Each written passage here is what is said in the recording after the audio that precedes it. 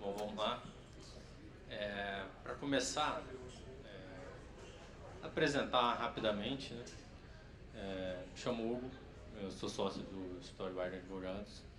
Eu sou advogado, formado em Direito, lógico. E sou formado pela PUC em Direito e Novas Tecnologias, pela Universidade do Estado de Nova York em International Cyber Conflict e licenciado por Berkeley em criptomoedas e, mais importante, a gente está implementando LGPD em nosso escritório. Então, a gente está vivendo o dia a dia das dificuldades da implementação dessa nova lei, essa nova realidade nas empresas, e a gente viveu um pouco da implementação da GDPR nas empresas brasileiras que tratavam dados de europeus. Antes de começar, a gente queria contar três histórias que serão histórias que ajudarão a compreender como que as empresas poderão olhar para essa lei. Tá? A primeira história é de uma empresa que ela não se preocupou com a privacidade, com a proteção de dados dos seus usuários. Era uma empresa canadense, uma startup, que ela tinha como core business tinha uma boa ideia, era levar tecnologia para produtos eróticos. E assim ela fez. E os produtos delas captavam dados dos usuários. Esses dados eram dados captados sem qualquer informação, sem qualquer transparência aos usuários. E eles captavam dados de quantas vezes usava, a faixa etária, se a pessoa estava grávida, se não estava grávida. E, ciente da riqueza desses dados que eles tinham nas mãos, eles compartilharam com outros players do mercado informações super sensíveis. Isso foi feito durante 8 meses. Eles tiveram essa outra fonte de renda. No entanto, um hacker invadiu o sistema deles e vazou esses dados. Na investigação, a autoridade canadense começou a fazer o seu movimento e percebeu que havia esse tratamento indevido, além do vazamento das informações. Essa startup ela foi multada em 3 milhões de dólares e teve de pagar 10 mil dólares a cada usuário que teve seu dado vazado. Por ser uma startup, ela não tinha fôlego para sustentar isso e ela quebrou. É um exemplo de uma empresa que, ciente da riqueza de dados que ela tinha na mão, utilizou essas informações, no entanto, sem se atentar para a lei canadense de proteção de dados, e foi multada não só pelo vazamento, mas também pelo tratamento indevido. Isso é muito importante, porque às vezes a gente escuta LGPD, a gente sempre acha que é o vazamento das informações, e não é só isso. O tratamento incorreto dos dados também é um ilícito frente à LGPD. Então, compartilhar esses dados, coletar esses dados sem qualquer transparência ao cidadão é um ilícito. Então, essa empresa ela foi condenada não só pelo tratamento indevido, como vazamento. O segundo exemplo já é um exemplo Brasil, de uma empresa que está se preocupando, que inclusive está lá no nosso escritório, que é uma agrotech. Essa agrotech, ela está levando tecnologia para o campo. Assim, a gente está distante do campo. Eu sou mato-grossense, tá? Então estou um pouco mais perto. Ela está levando tecnologia para o campo e todas essas agrotechs estão coletando muitas informações. Essa agrotech em especial, ela antes de colocar no modelo de negócio dela como que ela utilizaria essas informações, ela nos procurou para dar uma avaliação do impacto da privacidade, dessa necessidade, dessa renda indireta que eles vão ter fora do core business dele. Então, eles nos procuraram, principalmente para a preocupação de que eu não vou poder utilizar essa informação porque tem essa nova lei. E não é isso. Essa nova lei ela não te impede de tratar os dados e nem de utilizar essas informações para você ter uma outra fonte de renda com base nesses dados. Assim, eu acho que já é batido, todo mundo já escutou que os dados são o novo petróleo. E realmente é uma riqueza que você vai poder utilizar. No entanto, a lei trouxe limites, deveres que você vai ter que cumprir para poder fazer esse tratamento de dados. A privacidade ela estava muito pautada no direito de estar só. Só que esse caminhar jurídico avançou porque a sociedade avançou. Hoje você, só se você morar numa cabana no meio do mato, você vai ter esse direito de estar só. Hoje não tem como, seus dados estão sendo compartilhados. Então, a premissa não é mais o direito de estar só, é autodeterminação informacional. Então, o titular da informação, ele tem que ter o controle de como esses dados estão circulando. Por isso que você sim vai poder utilizar esses dados, desde que em conformidade com essa nova lei que mudou essa chave. Ela mudou essa chave para quê? Para falar que, ó, agora o titular da informação é o cidadão. Ele sempre foi esse titular da informação, no entanto, ele tem que ter o controle de como essas informações são utilizadas e tem que ter o direito de dizer como ele quer que essas informações sejam utilizadas dentro de uma premissa maior que a Lei Geral de Proteção de Dados, que vai trazer ali como você vai ter que mudar a sua arquitetura lógica para atender esse preceito. E essa Agrotech fez isso. A gente conseguiu fazer um parecer para eles, mostrando que sim, eles vão poder fazer a utilização dessas informações, desde que, assim, lógico, a gente teve que cortar algumas coisas ali, porque eles iriam compartilhar esses dados e a gente tinha que avisar e, de certa forma, acomodar o direito do fazendeiro que estava contratando aquele software de ter essas suas informações utilizadas. E o terceiro exemplo, a terceira história, é a história de uma rede de padarias. Por quê? Vou voltar um pouco. Quando teve a GDPR, que é a Lei Geral de Proteção de Dados lá da Europa, o escritório ele tinha como clientes empresas que tratavam dados europeus, então a gente tinha que adequar a estrutura deles também. E a gente fez parcerias com um escritório em Portugal e outro na França, e esse escritório em Portugal, trocando ideia com a gente, ele comentou que eles foram contratados, na verdade eles foram procurados por uma rede de padarias em Lisboa para fazer a política de privacidade deles. E assim, não é uma rede de padarias que está na Europa inteira, é uma rede de padarias que tem 4 pontos em Lisboa. Então, em razão da exigência dos parceiros comerciais dessa padaria, ela se preocupou. Ela se preocupou em fazer a política de privacidade dela, mesmo sendo uma rede de padarias, que assim, o core business dela está longe de ser tratamento de dados. Mas ela foi forçada, em razão das parcerias comerciais que ela tem, a ter de se adequar. E esse foi um ponto-chave na GDPR para o esforço da lei, para a implementação da lei. Porque a autoridade nacional está sempre batendo nos grandes players.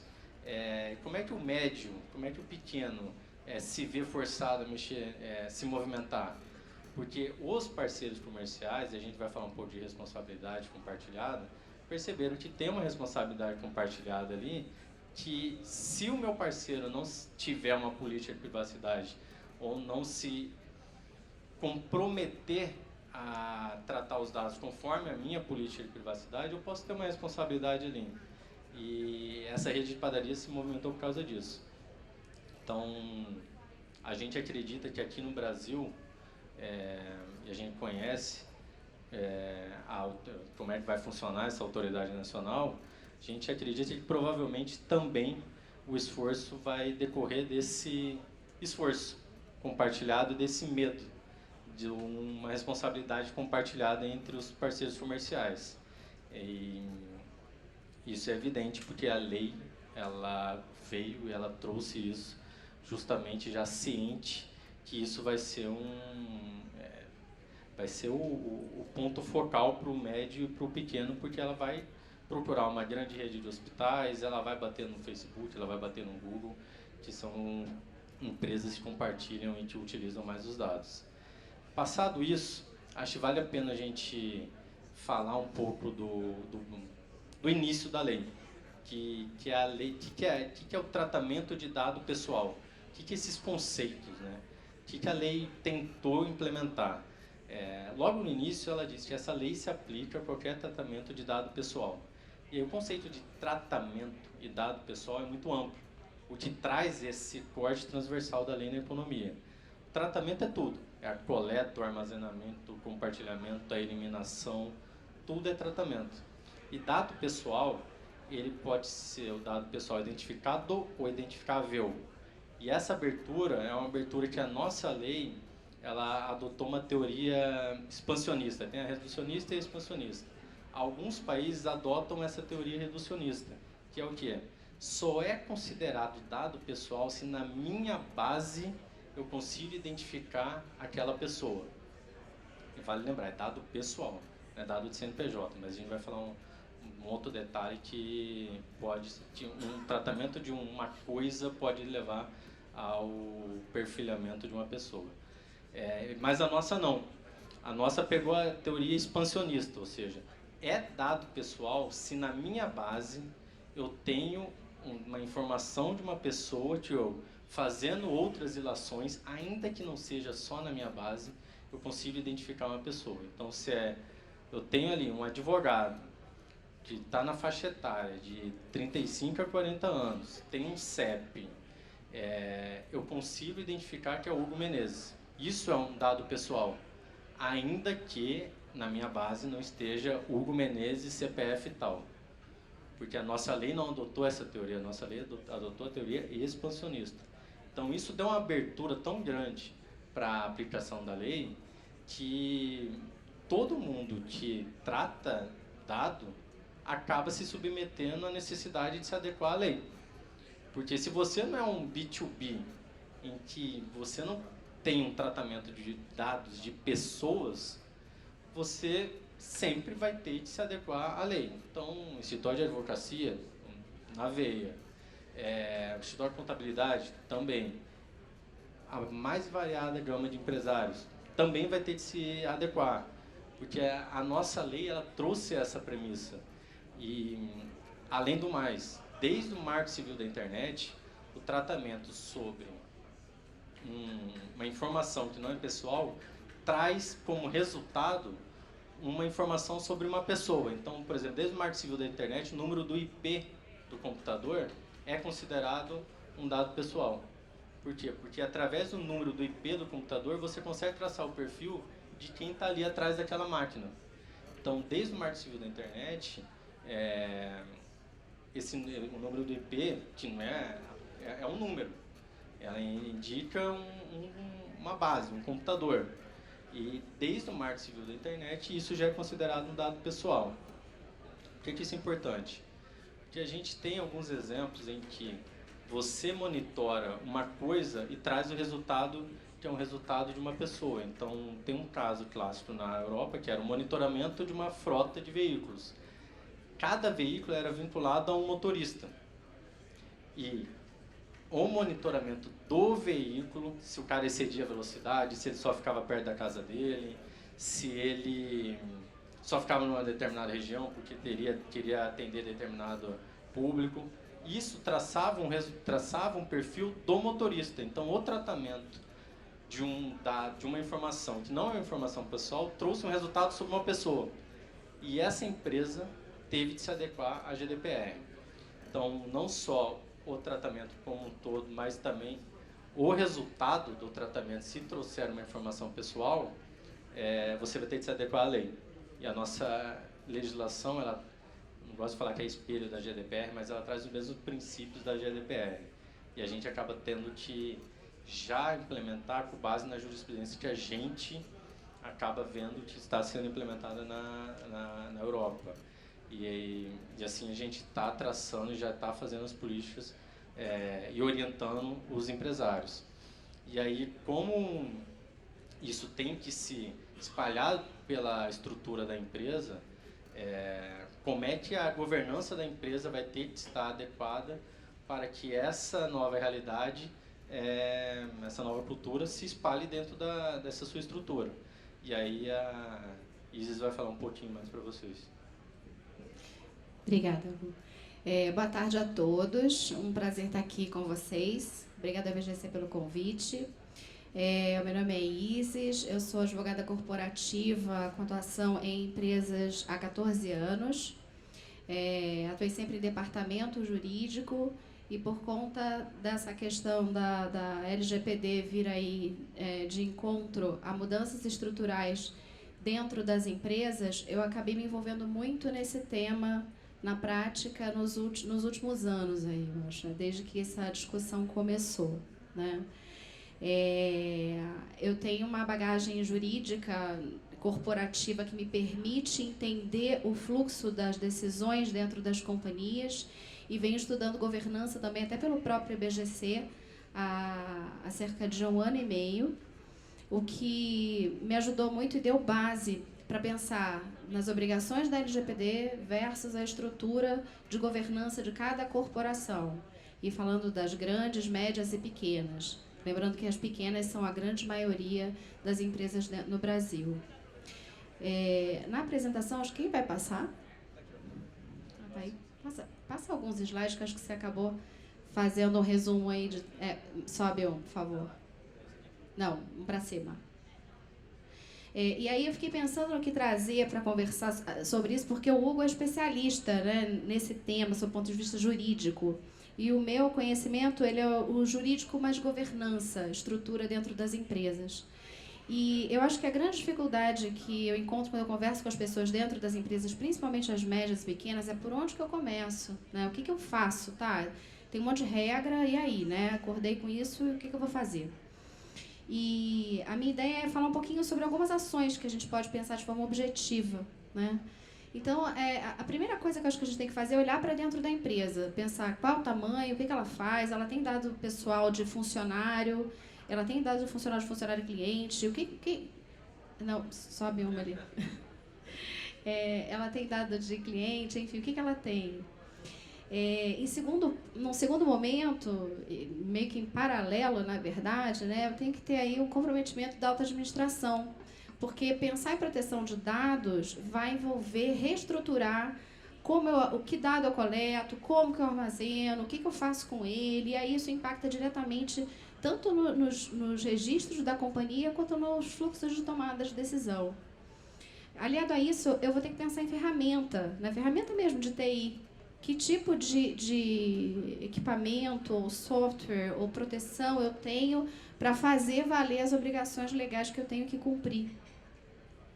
Eu tenho que criar procedimentos claros e objetivos, porque procedimentos as companhias estão cheias, né? São políticas, a gente vê compliance crescendo muito, e a gente precisa pensar em políticas objetivas e que, de fato, nos ajudem versus a realidade da empresa que a gente trabalha, implementar o que a lei prevê.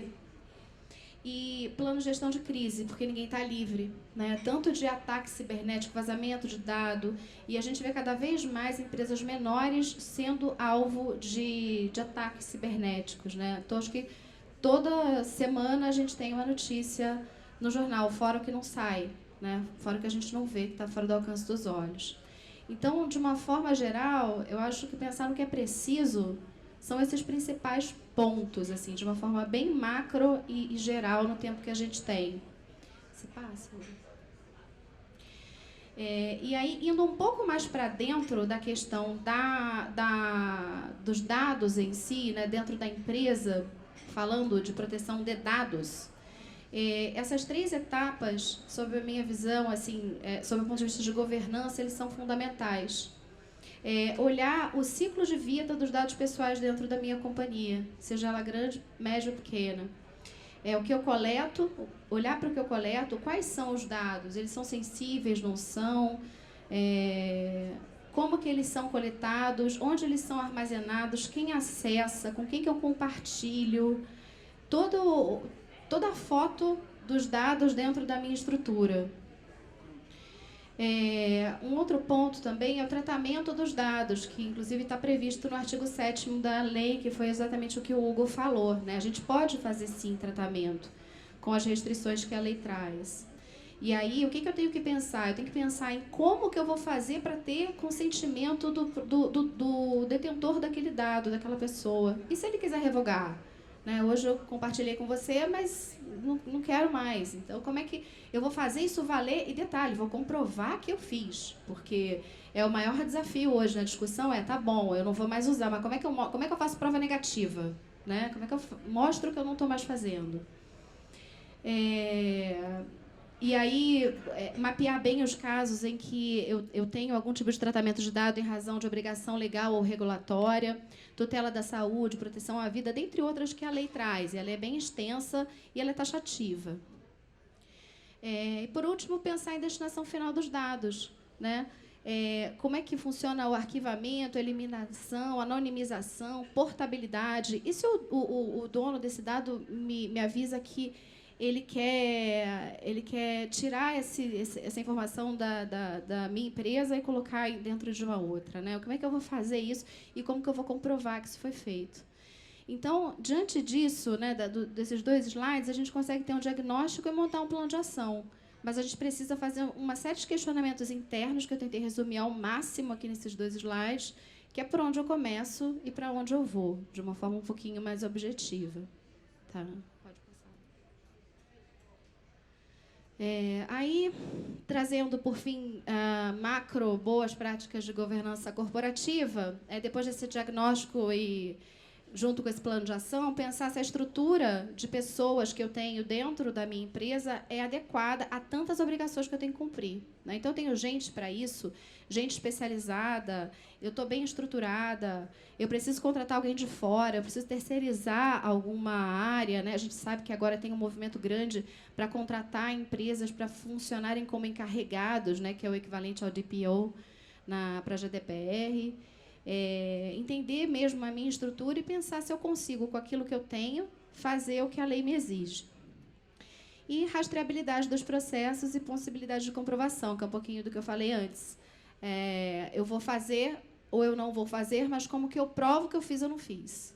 É um grande desafio também aí para advogado, profissional de TI, executivo. E, no final do dia, a gente vai ter alguém responsável por isso, que eu acho que é o mais impactante, que faz a gente parar para pensar e, de fato, dar atenção para isso. Né? Pode passar. Obrigada.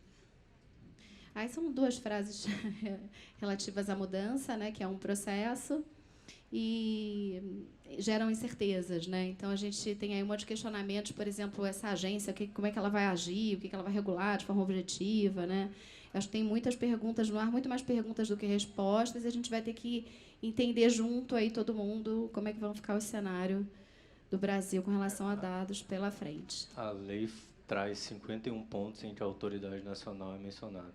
Então, se ela não tiver em vigor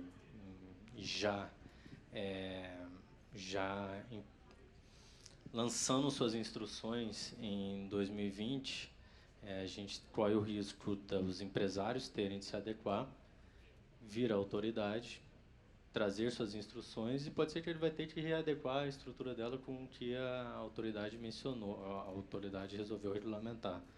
Então, é muito importante a autoridade já estar em vigor, assim, esse ano.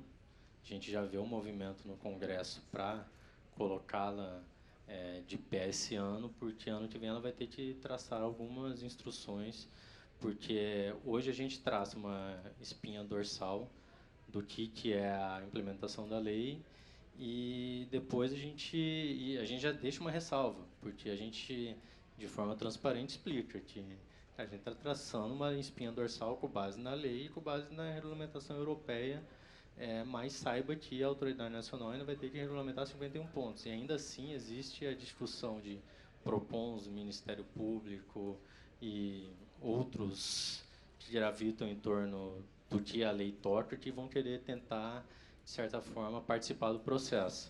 Então, complicado. É verdade. Agora, sob o ponto de vista de governança, eu acho que se eu tivesse que elencar uma questão número 1, assim, para ter cuidado e atenção, é com as pessoas, né? Eu acho que tudo começa com as pessoas.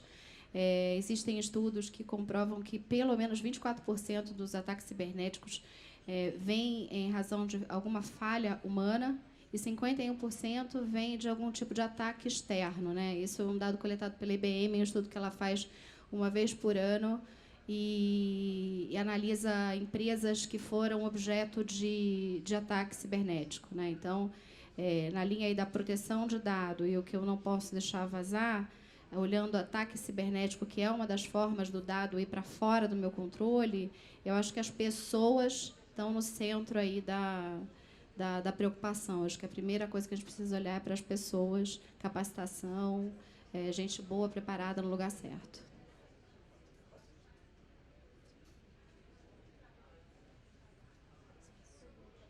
Sim, para as perguntas, né?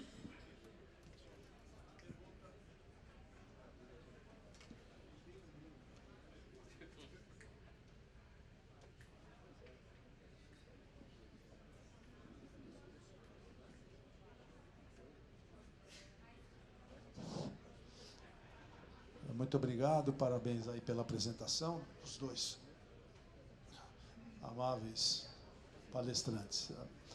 Uma pergunta. Empresa, você ia para falar de CNPJ, acabou não falando. A minha questão é a seguinte.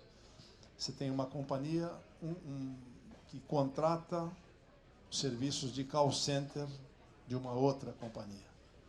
Call center para exercer serviços de todo tipo, inclusive de cobrança. Né? E a cobrança de CNPJs e CPFs, mas eventualmente, quer entender a responsabilidade que existe nessa relação. Eu quero saber o fim da linha.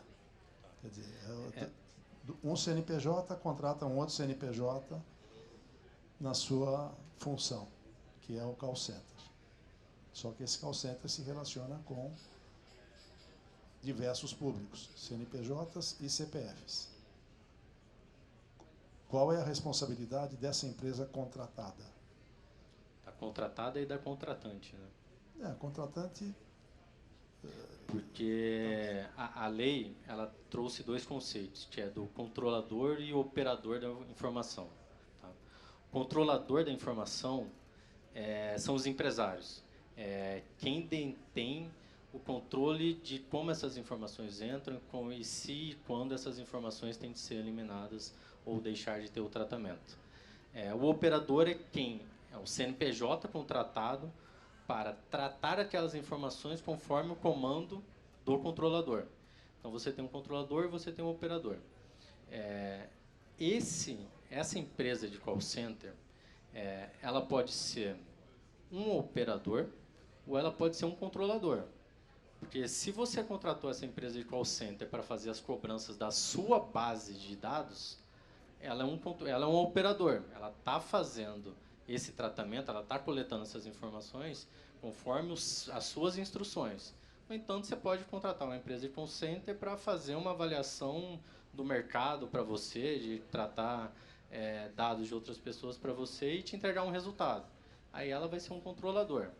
De qualquer forma, a responsabilidade é compartilhada. Tá? Se você contratou um CNPJ para te auxiliar no tratamento das informações que você tem na sua base, se esse CNPJ tratou essas informações de forma correta ou houve um vazamento na base de dados deles, você é responsável. Como é que você vai se resguardar? Eu vou fazer uma política, eu vou compartilhar minha política com ele, eu vou mudar meus contratos, eu vou exigir que ele comprove que ele também tem uma boa arquitetura para a proteção desses dados e vai tratar os dados de forma correta. Foi o que aconteceu, guardadas as proporções, com o caso da Cambridge Analytica e Facebook. O Facebook contratou uma empresa chamada Global Research para fazer uma pesquisa dos usuários. Essa Global Research fez uma pesquisa. Quem é você na saga Senhor dos Anéis? E traçou um perfil. Quando ela viu que ela tinha essa base de dados tão rica, supostamente ela compartilhou com a Cambridge Analytica. Ela fala que houve um vazamento, mas enfim. Ela compartilhou esses dados com a Cambridge Analytica. E supostamente a Cambridge Analytica influenciou a eleição americana. Quando bateram na porta do Facebook, ele falou, cara, eu contratei a Global Research, ela vazou, ela descumpriu o contrato. Mas a alegação cara, a culpa é tua também. Você tinha um dever de vigilância sobre quem você contratou e o seu usuário não pode ficar submetido a um mal contratar teu. Então, você também responde, no limite, você pede um reembolso.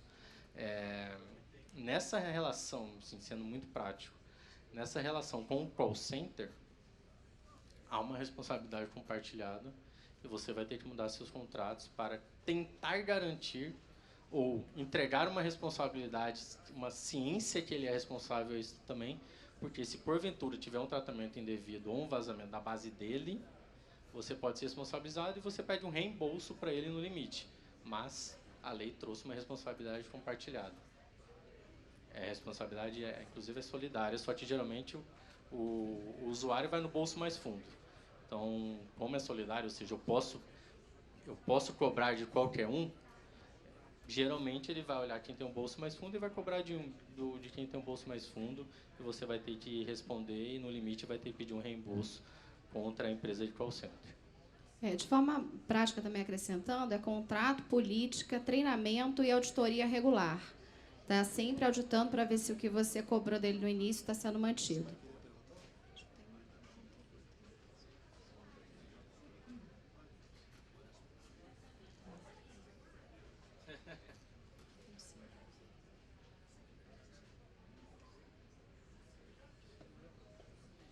Hugo, eu tenho duas perguntas. Uma é que a LGPD começa a viger em agosto do ano que vem. E até agora não tem autoridade nomeada, né? E tem um monte de dúvida, um monte de coisa que as pessoas acham até que não são aplicáveis, dada a complexidade disso, principalmente bancos, quem lida com atividade que tem volume grande de clientes e tal. E a minha primeira pergunta é, você tem alguma informação ou tem alguma expectativa de que essa data é cumprível? Essa é uma pergunta. A outra é o seguinte, quando entrar em vigência a lei, ou seja, agosto, imaginemos que seja agosto do ano que vem de fato, os dados que serão considerados restritos das pessoas passam a viger a partir de quando? Por quê? Por quê? Porque se for a partir de agosto do ano que vem, maravilha, tá? Você toma todas as medidas. Mas se você tem um cliente com 30, 40 anos que ele é seu cliente, você tem informações pregressas muito volumosas dele, algumas até já descartadas, como é que você lida com isso? Então, essas duas questões. A autoridade nacional, a gente vem acompanhando e tudo indica que sim, ela entra em vigor, ela vai estar de pé ainda esse ano. Se não tiver de pé, a lei vai entrar em vigor, não há um movimento de prorrogar ainda mais a lei, porque ela saiu com 18 meses e aí prorrogaram para 24, né, que é agosto de 2020. Não há um movimento de prorrogar ainda mais, e há um movimento muito forte de já deixar a autoridade de pé ainda esse ano. Tá? Em relação aos dados passados, não é porque o dado que você tratou no passado, antes da entrada em vigor da lei, que é uma terra de ninguém. A nossa lei, nas disposições finais dela, ela traz isso. A autoridade nacional, mais uma vez, vai poder regulamentar a forma como você trata o passado. E na Europa foi igual. Então, assim, tem... Se você tiver... E lá na Europa ele foi escalonado, tá? Para não virar uma maluquice. Porque você já tem que se adequar até 2020. E se você tiver que adequar toda a sua base para trás até 2020, para tudo e começa só a fazer isso. Então lá também foi escalonado. O que a gente enxerga é quem está rodeando ali como possíveis indicados da LGPD tem um pensamento parecido, tá? Que não dá para exigir desde logo que toda a sua base esteja em conformidade. Então, tem colégios que tem boletim de aluno de 1980. Então, como é que ele faz? Ele vai ter que adequar isso. Então, e como é que eu aviso o titular, o cidadão, que eu tenho esse boletim dele? Eu vou ter que mandar uma notificação para cada um para avisar, lembra de você estudou na escolinha Balão Azul? Então, eu tenho o seu boletim aqui. Isso não tem como. Não é possível. Então, como que... Um exemplo do que aconteceu lá, tá? Eu tenho na minha base um dado de um cidadão que foi meu cliente. Eu não o eliminei. Eu adequei a permanência desse dado ao que a lei pede. Então, se eu tenho uma obrigação legal, regulatória, de manter esse dado, ou se eu estou ali mantendo para fins de marketing, eu coloquei dentro da minha política, e quando esse cliente bater novamente na minha porta, por N motivos, aí eu o aviso e peço, se for o consentimento, ou que ele possa apresentar novos dados para complementar aquela minha base, mas eu vou ser reativo. Eu vou esperar ele bater na minha porta para poder informá-lo que eu ainda tenho o boletim dele de 1980, por exemplo. Mas esse é um exemplo do que aconteceu na Europa. Mas a nossa lei traz uma previsão justamente para isso, para escalonar, porque senão não vai ter jeito. Senão você vai ter que parar e só vai ter que fazer isso. Então. Eu tenho uma pergunta com relação ao seguro-saúde. Eu tenho empregados na empresa, tem empregado que tem diabetes, HIV, etc. Isso é informação sensível, etc. Não adianta a empresa ter a estrutura dela, porque a gente vai ter que, de uma forma ou outra, se adequar à empresa que o fornecedor de seguro-saúde vai impor. A gente não vai ter como dizer para, seja lá qual for a prestadora de serviço, como fazer. O que aconteceu com isso na Europa? Porque esse tipo de informação é claramente informação sensível, né? Dentro das hipóteses de permissão legal, você tem ali a execução de um contrato. Na relação com o empregado, até para trazer um pouco da jurisprudência da Europa, o consentimento, ele nem que não é permitido. Ele não foi considerado uma base legal justa, porque na relação contratual, o consentimento ele tem que ser livre. E na relação contratual, o empregado ele não tem um consentimento livre, porque ele está querendo trabalhar, ele vai assinar ali. Então, para evitar isso, o consentimento já está fora. Mas nesse caso teu, para executar um contrato, que é um contrato com uma seguradora de saúde, eu preciso dessas informações. E por precisar dessas informações, eu vou ter que avisar o meu empregado que eu estou executando um contrato, e para eu conseguir executar, entregar aquele seguro de saúde para ele, ou seja, para executar esse contrato, eu vou precisar dessas informações. Eu, a empresa. Você é a empresa. Então, você consegue justificar dentro dessa hipótese legal porque você está mantendo aquelas informações na sua base de dados. Isso tem que estar auditável, né? Porque não é só para o empregado. Exatamente, esse é o ponto. Tudo que você vai fazer, a gente vai ter que escrever, né? Então, em razão disso, eu vou guardar desse jeito para uso, de acordo com a finalidade que a lei permite, mas eu preciso colocar isso dentro de uma política e provar que eu faço. Esse é o desafio também, é você colocar dentro da tua estrutura possibilidade de comprovação do que você está fazendo.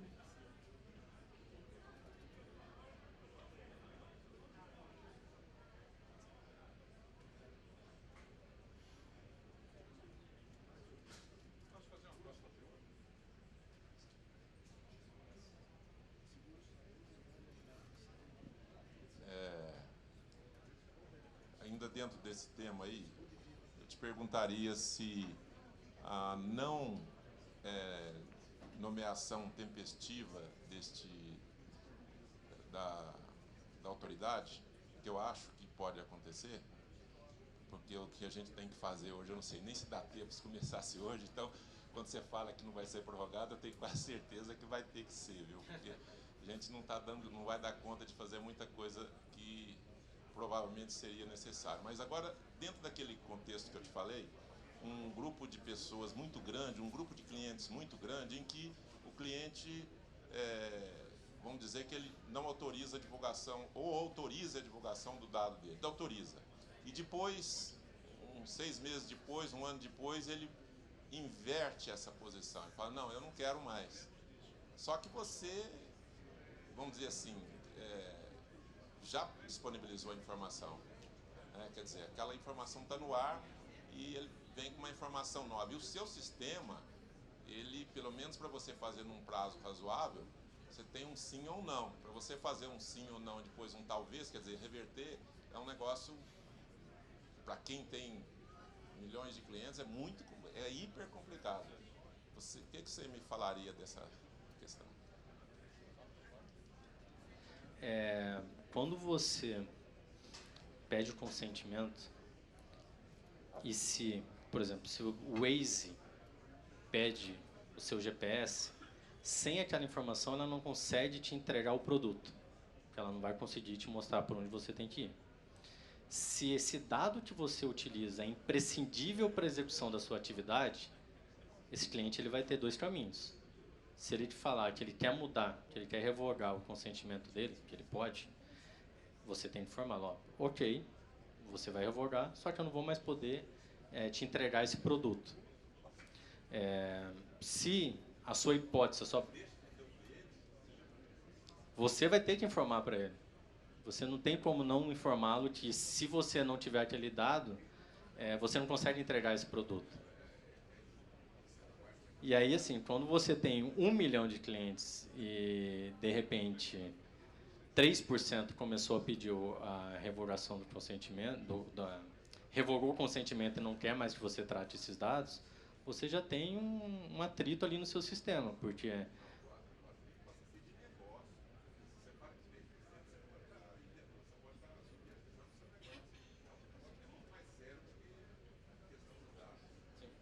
Porque se ele pede isso, e aí, assim, o que você já tratou com base no consentimento dado, você já tratou, se já precluiu a atividade ou não, mas daqui para frente você não vai mais poder tratar.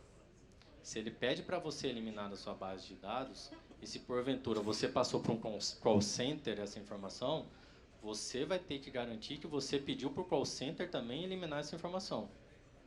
Porque senão você vai estar descumprindo o que a lei exige. E vai virar uma maluquice. Exatamente. Tem um minuto aqui, segundo a controladoria do evento. Open Banking. Open Banking é o tema do momento no sistema global e financeiro nacional, a cogitação. Como se compatibiliza, como se conecta com essas obrigações? Deixa eu falar. Quando a discussão de Open Banking surgiu, muitos acreditaram que se não tiver uma regulamentação, a gente vai lidar com a LGPD como o topo da legislação que vai regulamentar toda essa discussão de como esses dados são transitados. Veio depois não sei se foi uma notificação, foi uma notícia, enfim, do Bacen, falando que o Open Banking ele vai funcionar por hora, conforme o que está sendo regulamentado ou o que está sendo estudado para a regulamentação, apenas para instituições financeiras e que, portanto, elas já vão estar submetidas à regulamentação do Bacen, que já tem uma regulamentação sobre privacidade, sobre proteção de dados. Então, essa interpretação que foi dada para o Open Banking, por enquanto, até porque ainda não foi toda regulamentada. Acabou. Gente, obrigada. Boa tarde.